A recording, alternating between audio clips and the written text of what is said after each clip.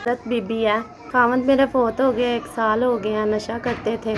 एक ही मेरा बेटा है और किराए के मकान में हम लोग रहते हैं। एक का हाथ ख़राब है और मेहनत मजदूरी भी नहीं मेरे से होती। मुझे करंट लगा था और मेरे से मेहनत मजदूरी नहीं होती। घर भी किराए का है, खर्चे भी इतने ज़्यादा हैं और खाना भी नहीं पूरा होता। मेरा छोटा मजदूरी नहीं कर सकता, पढ़ाई भी नहीं इसे मेरे से करवाई जा रही, फीसें भी नहीं इसकी दी जा रही।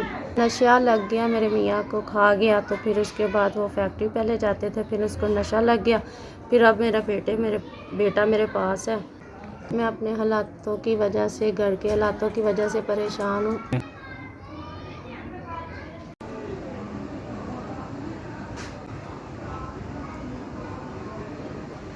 डॉक्टर उस्मान साहब, मैं आपके इदारे के बहुत शुक्रगुजार हूँ। आपने मेरे 5000 की मदद की है। अल्लाह ताला आपके इदारे की तंदुरुस्ती रखे, तरह गरीबों की मदद करते रहे। पहले मेरे बहन भाई मेरे पे हाथ रखते थे, अब मेरे बहन भाई कोई मेरे से राब्ता भी नहीं रखते और ना मिलते हैं। बहुत बहुत शुक्रिया, आपके इदारे ने मेरी मदद की 5000 की। 5000 से मैं अपने घर का राशन दिलवा लूँगी।